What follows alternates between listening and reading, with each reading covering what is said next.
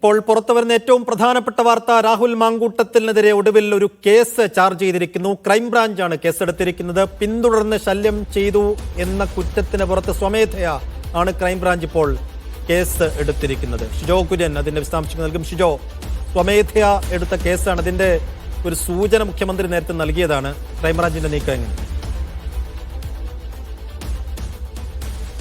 സൈഫുദ്ദീൻ നിയമപരമായ നടപടികളുമായിട്ട് മുന്നോട്ട് പോകും എന്നുള്ളതിന്റെ സൂചന മുഖ്യമന്ത്രി പിണറായി വിജയൻ ഇന്ന് നടന്ന വാർത്താ സമ്മേളനത്തിൽ പറഞ്ഞതാണ്.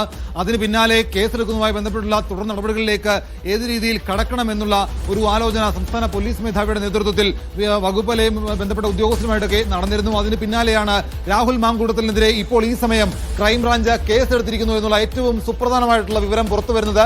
ക്രൈംബ്രാഞ്ച് സ്വമേധയാണ് ഈ സംഭവവുമായി ബന്ധപ്പെട്ടുകൊണ്ട് ഇപ്പോൾ കേസെടുത്തിരിക്കുന്നത്. നിരവധി തവണ ഇതുമായി ബന്ധപ്പെട്ടുള്ള നിരവധി ഫോൺ കോളുകൾ വന്നിരുന്നു. അതുമായി ബന്ധപ്പെട്ടുകൊണ്ട് സ്വമേധയാ കേസെടുക്കുന്നു എന്നുള്ള വിവരമാണ് നമുക്ക് ക്രൈംബ്രാഞ്ചിൽ നിന്ന് ലഭിക്കുന്നത്. സ്ത്രീകളെ പിന്തുടർന്ന് ശല്യം ചെയ്തെന്ന കേസിൽ രാഹുൽ മാങ്കൂട്ടത്തിൽ MLA-ക്കെതിരെ ക്രൈംബ്രാഞ്ച് സ്വമേധയാ കേസെടുത്തിരിക്കുന്നു എന്നുള്ള ഏറ്റവും പ്രധാനപ്പെട്ട വാർത്ത ഈ ഒരു സമയത്ത് പുറത്തുവരുന്നു.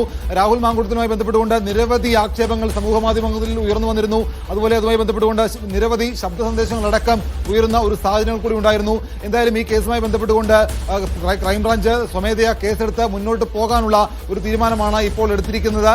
ഇതിന് പുറമെ പോലീസിന്റേതായിട്ടുള്ള അന്വേഷണം കൂടി ഇതിനകത്ത് ഉണ്ടാകും. എന്തായാലും സംസ്ഥാന പോലീസ് മേധാവി മറ്റ് ബന്ധപ്പെട്ട വിവിധ വകുപ്പുമായി ബന്ധപ്പെട്ട് ആശയവിനിമയം നടത്തിയിരുന്നു. ഏത് രീതിയിൽ കേസെടുത്ത് മുന്നോട്ട് പോകാം എന്നുള്ള ഇപ്പോൾ പരാതിക്കാരിയുടെ മൊഴിയെടുക്കേണ്ടി വരും. ആ പുറത്തു വന്ന വോയിസ് ക്ലിപ്പുകളൊക്കെ പരിശോധിക്കേണ്ടി വരും. അപ്പോ ഈ കേസുമായി എങ്ങനെ മുന്നോട്ട് പോകാൻ കഴിയുമെന്നുള്ള കാര്യത്തിൽ കൃത്യമായ പ്ലാനിംഗ് ക്രൈംബ്രാഞ്ചിനുണ്ട് എന്ന് കരുതുന്നുണ്ടോ? കൃത്യമായ പ്ലാനിങ്ങിന്റെയും അതുപോലെ തന്നെ ഏത് രീതിയിൽ മുന്നോട്ട് പോകണം എന്നുള്ളതിന്റെ എല്ലാം കൃത്യമായിട്ടുള്ള നിയമവശങ്ങൾ കൂടിയാലോചിച്ചതിനു ശേഷമാണ് ക്രൈംബ്രാഞ്ച് ഇപ്പോൾ രാഹുൽ മാങ്കൂട്ടത്തിനെതിരെ കേസെടുത്തിരിക്കുന്നത്. പക്ഷേ ഇതിനകത്ത് പരാതിക്കാർ നേരിട്ട് ഇല്ലാത്തത് കൊണ്ട് തന്നെ ഇതിനകത്ത് കുറേയധികം നൂലാമാലകളുണ്ട്. ഇപ്പോൾ പുറത്തു വന്നിരിക്കുന്ന ചാറ്റിലെ വിശദാംശങ്ങളുണ്ട്. അതുപോലെ തന്നെ ശബ്ദ സന്ദേശത്തിലെ വിവരങ്ങളുണ്ട്. ഇതിന്റെ എല്ലാം ആധികാരികത ഉറപ്പുവരുത്തണം. ഈ ശബ്ദ സന്ദേശം ഏത് സാഹചര്യത്തിലാണ് പറഞ്ഞത്, അപ്പുറത്ത് നിൽക്കുന്ന പെൺകുട്ടി ആരാണ്, ആ യുവതിയുടെ മൊഴിയെടുക്കാൻ കഴിയുമെങ്കിൽ ആ രീതിയിലേക്ക് പോകണം. പക്ഷേ ഇവിടെയൊക്കെ പരാതിക്കാർ ഇപ്പോഴും ഒരു മറയ്ക്കുള്ളിൽ നിൽക്കുകയാണ്. അവർ നിയമത്തിന് മുമ്പിലേക്ക് വന്നുകൊണ്ട് രാഹുലിനെതിരെ ഒരു പരാതി കൊടുക്കാത്ത ഒരു സാഹചര്യത്തിൽ അതിനെ സംബന്ധിച്ചുകൊണ്ട് പോലീസിന് മുമ്പിൽ ക്രൈംബ്രാഞ്ചിന് മുമ്പിൽ അത്തരം ചില വെല്ലുവിളികൾ കൂടിയുണ്ട്. പക്ഷേ അതിനും അപ്പുറത്തേക്ക് തിരുവനന്തപുരത്തും അതുപോലെ തന്നെ കൊച്ചിയിലുമൊക്കെ ആയിട്ട് ലഭിച്ച മറ്റ് ചില പരാതികൾ കൂടിയുണ്ട്. ഹഫീസ് അടക്കമുള്ള ആളുകൾ കൊണ്ടുവന്ന പരാതികളുണ്ട്. ആ പരാതികളുടെയൊക്കെ എല്ലാ കാര്യങ്ങളും കൂടി പരിശോധിച്ചുകൊണ്ടാണ് ഇപ്പോൾ ക്രൈംബ്രാഞ്ച് സ്വമേധയാ കേസെടുത്തിരിക്കുന്നത്.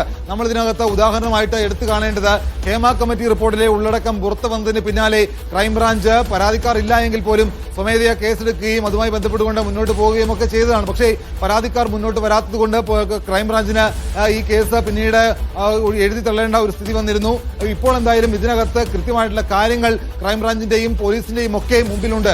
അപ്പോൾ അത് പുറത്തു വന്നിരിക്കുന്ന ശബ്ദ സന്ദേശം, ചാറ്റ്, ഇതുമായി ബന്ധപ്പെട്ടുകൊണ്ട് മറ്റിടങ്ങളിൽ നിന്ന് ലഭിച്ചിരിക്കുന്ന പരാതികൾ, അതോടൊപ്പം തന്നെ ഗർഭചിത്രവുമായി ബന്ധപ്പെട്ടുകൊണ്ട് ഉയർന്നു വന്നിരിക്കുന്ന ചൈൽഡ് വെൽഫെയർ കമ്മിറ്റി അടക്കം ഇതിനകത്ത് റിപ്പോർട്ട് തേടിയ ഒരു സാഹചര്യമുണ്ട് സംസ്ഥാന പോലീസ് മേധാവിയോട്. അപ്പോൾ അതിന്റെ എല്ലാ വശങ്ങളും കൃത്യമായിട്ട് പോലീസ് ഇതിനകത്ത് പഠിച്ച് പരിശോധിച്ചതിന് ശേഷമാണ് കേസെടുക്കാനുള്ള നീക്കം പോലീസ് തലപ്പത്ത് ആദ്യഘട്ടത്തിൽ ഉണ്ടായത്.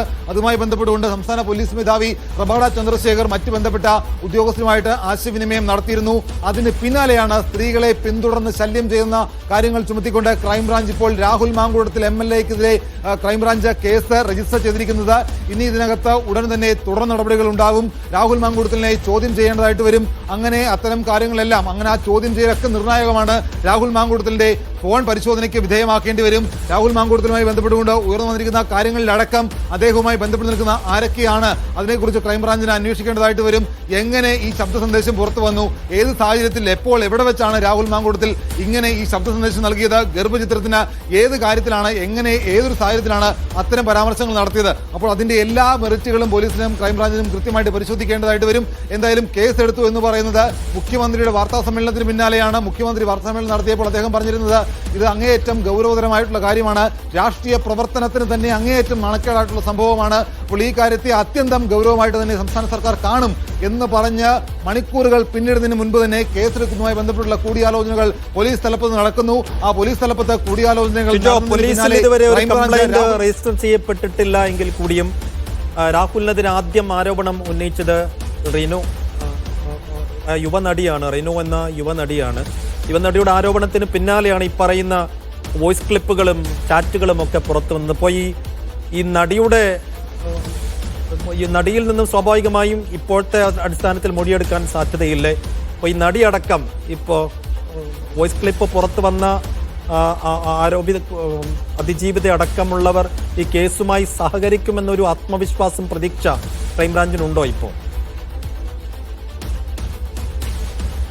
സൈഫുദ്ദീൻ, ഒരുപക്ഷെ അവരുടെ ഐഡന്റിറ്റി പുറത്തു പോകേണ്ടതില്ല, കാരണം ഞങ്ങളായി തന്നെ ഒതുങ്ങിക്കൊള്ളാം, ഞങ്ങൾ ഇനി പുറത്തേക്ക് വരേണ്ടതില്ല എന്ന് വിചാരിച്ചാൽ പോലും ക്രൈംബ്രാഞ്ചിന് നിലവിൽ ലഭിച്ചിരിക്കുന്ന അല്ലെങ്കിൽ ക്രൈംബ്രാഞ്ചിന് മുമ്പിലുള്ള പ്രത്യക്ഷത്തിലുള്ള തെളിവുകളുടെ അടിസ്ഥാനത്തിൽ ക്രൈംബ്രാഞ്ചിന് അന്വേഷണമായിട്ട് മുന്നോട്ട് പോകാം. ഇപ്പോൾ സൈഫുദ്ദീൻ സൂചിപ്പിച്ചതുപോലെ ഇതിന്റെ ആദ്യഘട്ടത്തിൽ നമ്മൾ പരിശോധിക്കേണ്ടത് രാഹുൽ മാങ്കൂട്ടത്തിനെതിരെ ഈ പറയുന്ന പേര് പറഞ്ഞില്ല എങ്കിൽ പോലും രാഹുൽ മാങ്കൂട്ടത്തിലാണ് എന്നുള്ള അസംഷനിലേക്ക് എത്താവുന്ന തരത്തിൽ ഹൂ കെയേഴ്സ് എന്ന രീതിയിലുള്ള ഒരു പരാമർശം നടത്തിയ ആൾ ആരാണ് എന്ന് പേരെടുത്ത് പറയാതെ പറഞ്ഞ യുവനടി റിനു ഉണ്ട്. റിനുവിന്റെ യുവനടിയുടെ അടക്കമുള്ള ആരോപണങ്ങളുണ്ട്. അപ്പോൾ ആ കാര്യത്തിലേക്കൊക്കെ വിരൽ ചൂണ്ടുന്നത് രാഹുൽ മാങ്കൂട്ടത്തിൽ MLA-ക്കെതിരെയാണ് എന്നുള്ള വിവരങ്ങൾ ഇതിനോടൊപ്പം തന്നെ പുറത്തു വന്നതാണ്. അപ്പോൾ ആ കാര്യത്തിലേക്ക് അടക്കം ക്രൈംബ്രാഞ്ചിന് അന്വേഷണം കൊണ്ടുപോകാൻ കഴിയുന്നതാണ്. അപ്പോൾ യുവനടിയിൽ നിന്ന് വിവരങ്ങൾ തേടാം. അതുപോലെ തന്നെ ഈ പറയുന്ന രീതിയിൽ പ്രവാസിയും എഴുത്തുകാരിയുമായിട്ടുള്ള ഒരാളുണ്ട്. അവരുടേതായിട്ടടക്കമുള്ള മൊഴികൾ പോലീസിനെ രേഖപ്പെടുത്താം.